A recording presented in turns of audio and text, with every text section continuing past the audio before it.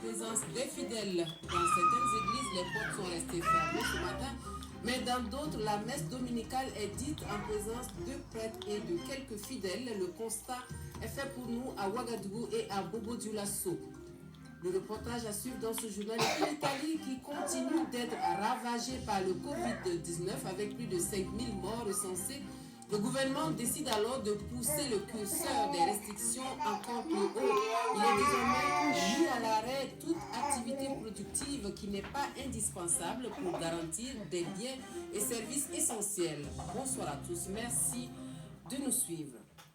C'est l'un des rendez-vous quotidiens importants du moment au Burkina Faso, celui du point de presse du coronavirus. Le pays compte, à la date de ce dimanche 22 mars, 75 cas cumulés, 4 décès, mais aussi 5 guérisons. Il y a aussi cette polémique autour de la première victime du Covid-19 au Burkina Faso. Le coordinateur national de la réponse à l'épidémie du coronavirus donne des éclairages sur le sujet à la presse. Nous suivons le compte rendu de Issaka Ouedraogo et Sébastien Zongo. Au premier cas de Covid-19 confirmé au Burkina Faso le 9 mars, les chiffres ont évolué de façon variable, connaissant leur pic de 11 cas le 21 et de 24 cas le 21 mars 2020. À ce jour, le pays compte 75 cas cumulés de Covid-19. Nous comptons aujourd'hui 75 cas cumulés, dont 4 décès malheureusement.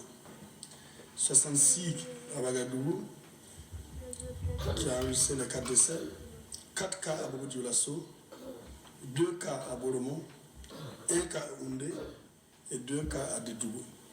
Il s'agit de 30 femmes et de 45 hommes. 49 cas gravitent autour des 2 foyers initiaux de Ouagadougou.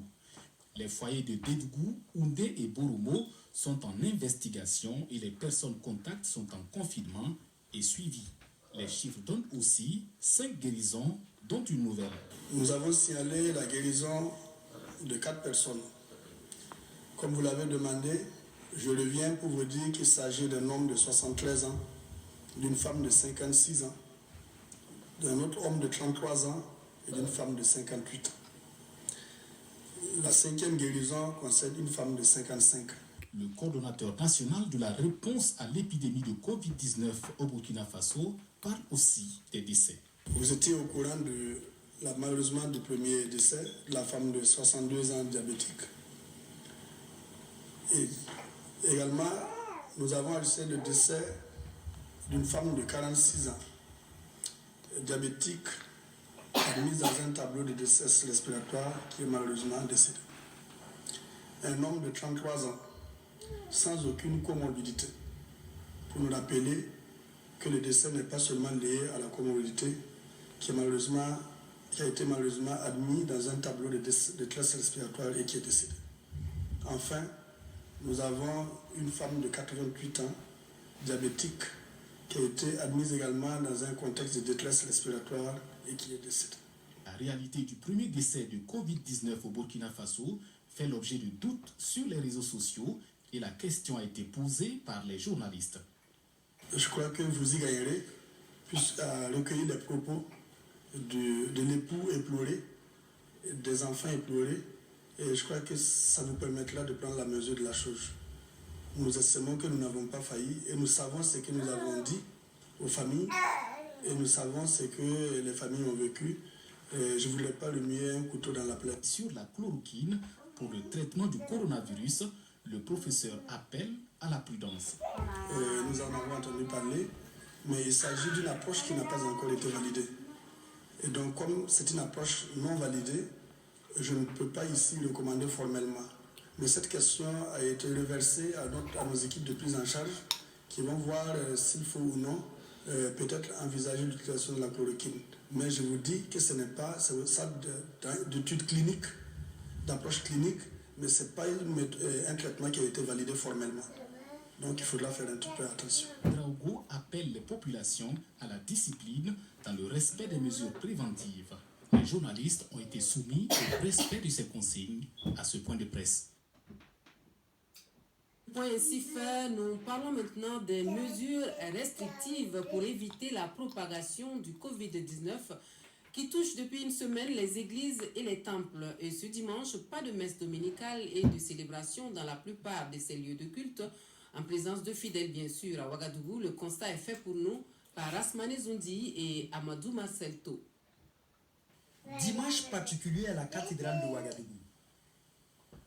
Pour une première, la messe se déroule sans fidèles dans les locaux de l'église. Situation sanitaire oblige, car il faut à tout prix éviter les rassemblements en ces temps qui courent. Les catholiques suivent les mesures. Depuis hier, on se demandait est-ce qu'il n'y aura pas des gens qui vont essayer de venir pour profiter. Non. Je pense que, en tout cas au niveau de la cathédrale, aucun fidèle, à part ceux qui sont même dans l'enceinte de la cathédrale, aucun fidèle n'est venu à l'église aujourd'hui. Pour ces célébrations en temps de maladie, on a décidé quand même de tout faire pour que les fidèles, dans leur famille, puissent communier à la prière dominicale. Voilà pourquoi la messe était en direct à la télé et aussi à la radio. À la chapelle des vainqueurs, 6 à l'arrondissement 6 de Ouagadougou, les cultes sont tout simplement annulés. Les événements aussi. Ici, l'on se plie également à la mesure gouvernementale. The leaders of the church have come together and we have decided in the meeting that to obey. Aujourd'hui, on devait avoir un événement très spécial à notre culte aujourd'hui. C'est la journée des mères. Nous avons déjà fait des programmes, des répétitions, différentes activités. On était déjà prêts pour le programme. Nous avons imprimé des prospectus et on a passé des annonces. Mais nous avons trouvé que c'était nécessaire de respecter les consignes prises par le gouvernement parce que ce n'est pas contre les membres, c'est pour le bien-être des membres. There are no services and we can confirm that we are not holding services. Au Centre national d'évangélisation, l'Église des Nations est également restée inaccessible aux fidèles.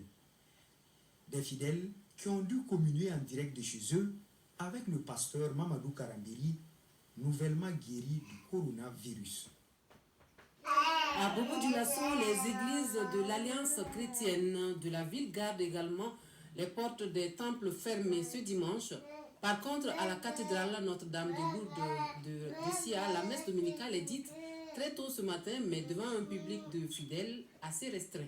Karim Ilboudo, Karim Sissé, pour le constat. Notre-Dame de Lourdes de Bobo-Dioulasso. La cour de la cathédrale Notre-Dame de Lourdes de Bobo-Dioulasso complètement vide un dimanche matin. C'est la résultante de l'entrée en vigueur des mesures de restriction concernant les messes dans les églises. Même si pour l'instant cette cathédrale n'est pas fermée, le culte public a été arrêté. La messe a eu lieu ce matin. Moi j'ai célébré de 7h pratiquement à 8h. Les prêtres continuent de célébrer pour le peuple de Dieu et au nom du peuple de Dieu. Mais en restreint, sans ouvrir à l'Assemblée. Ceux qui sont contraints de le faire ne doivent pas dépasser les 50 personnes. Face à cette situation, il est demandé aux fidèles de prier à domicile. C'est dire que la prière en famille est recommandée sans toutefois excéder 50 personnes. Il y a un certain nombre de prières. Nous avons les prières des traditionnels des psaumes que les uns et les autres peuvent retrouver et méditer. Pour les dimanches, par exemple, nous proposons aux familles de pouvoir, si les messieurs et madame sont chrétiens, de pouvoir s'asseoir ensemble avec les enfants qui sont là. Bon, de lire un des psaumes justement de louange, pour la louange à Dieu, et de lire aussi les textes qui sont proposés pour la liturgie. Cette nouvelle donne semble être difficile à supporter pour les hommes de Dieu ainsi que pour les fidèles chrétiens. Ça me fait très mal de ne pas voir des gens, des fidèles, venir louer Dieu ensemble et cultiver l'amour, la fraternité, l'amitié. Le contact avec le peuple de Dieu, c'est ça un peu qui manque, puisque c'est quand même au service de ce peuple-là que je suis ordonné ministre. Un tour à l'église de l'Alliance chrétienne du centre-ville de Bobo-Dioulasso. Là, tout est fermé. Pas de messe, pas de fidèles, ni de pasteur au moment où nous sommes arrivés. Même situation à l'église de l'Alliance chrétienne de Kolsama. Juste une note qui invite les fidèles à rester à la maison pour les prières. Et face à l'épidémie du Covid-19, il est fortement recommandé des mesures d'hygiène dans les lieux publics, bien sûr, mais aussi en famille. L'une de nos équipes de reportage est allée dans quelques familles à Ouagadougou pour constater si dispositif il y a et lequel est mis en place. Adama Giti, Vincent Kendrebeogo. Quartier Pissi de Ouagadougou, la famille Ouedraogo déploie son dispositif pour prévenir le coronavirus ou Covid-19. Ici, le lavage des mains est désormais un impératif en toutes circonstances. De retour du marché, avant de manger ou au sortir des toilettes, se laver les mains est devenu un rituel pour toute la famille. J'entends les gens parler de suivre à la télé. On a dit que si les enfants la sortent, si on veut rentrer, on n'a qu'à laver les mains avec savon avant de rentrer, avant de manger, avant de boire de l'eau. Nous aussi, on a fait comme ça. On a pris le casse-nez, on a accepté le casse-nez, on a donné les enfants. Nous tous, on protège notre nez là. Si les enfants là veulent sortir, aller à la boutique, on met beurre de qualité dans le nez là, et puis on prend le casse-nez, on donne les enfants là. Se laver les mains et toujours se laver, même les visiteurs ne dérogent pas à la règle. Cela n'était pas dans nos habitudes et ça se voit. Mais compte tenu de la situation, on essaie de se conformer aux mesures préconisées. Le constat est le même dans d'autres familles, comme chez les Nikiema. Là, les mesures sont encore drastiques. Les enfants sont assignés à domicile. Ils sont carrément dedans. Nous, on boucle la porte, on ne laisse pas sortir sa musique au hasard. Certes, ce n'est pas une mince affaire, mais pour Dame Nikiema, les parents doivent faire preuve de vigilance et de rigueur. Bon, franchement, je leur demande de garder les enfants à la maison. Comme c'est une maladie, la contagion est très rapide, donc ils n'ont qu'à garder les enfants chez eux et puis bien leur surveiller. Beaucoup de familles essaient de respecter au mieux les mesures d'hygiène préconisées, des mesures que nous sommes tous appelés à observer pour barrer la route. Plusieurs villes du Burkina Faso sont désormais touchées par l'épidémie du Covid-19. Des cas sont signalés dans au moins 4 villes, comme vous l'avez suivi dans le point de presse. Il faut donc s'assurer que les populations à travers le pays soient bien informées sur la maladie et sur les mesures à prendre pour se protéger.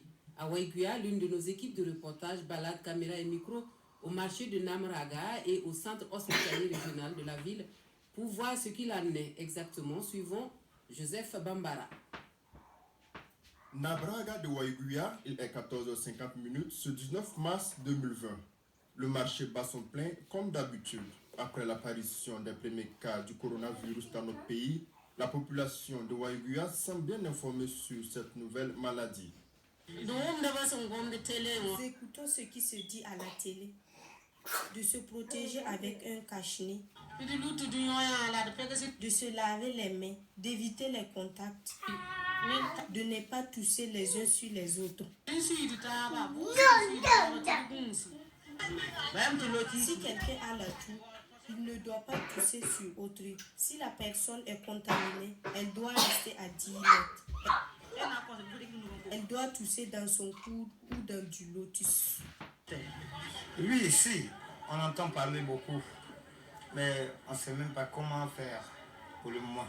Nous avions entendu dans les radios, et puis bon, dans les Facebook et autres, on a entendu parler de ça, et on voit beaucoup de gens mourir. Malgré toutes les informations dont ceux qui fréquentent ce lieu disposent sur le Covid-19 et sa dangerosité, aucune mesure de protection n'est visible dans ce marché de Waiguya. Non, je n'ai pas ça ici. C'est quand j'ai fini un peu, je rentre dans la cour où ils mangent, je me lave les mains avec de l'eau de javel et autres. C'est ce qu'il recommande de faire. Nous sommes assis au marché. Chacune fait attention. Si un client vient, nous vendons, nous ne nous promenons plus comme avant. Si on ne nous aide pas, nous ne savons que faire. Au centre hospitalier universitaire régional de Waiguya, l'affluence est moindre que d'ordinaire. Néanmoins, les allées de certains services comme la chirurgie accueillent quelques accompagnants de malades. Des accompagnants qui pour la plupart sont sans aucune protection contre le Covid-19, excepté quelques rares personnes qui essaient de se prémunir contre cette menace. Nous avons entendu parler d'une nouvelle maladie.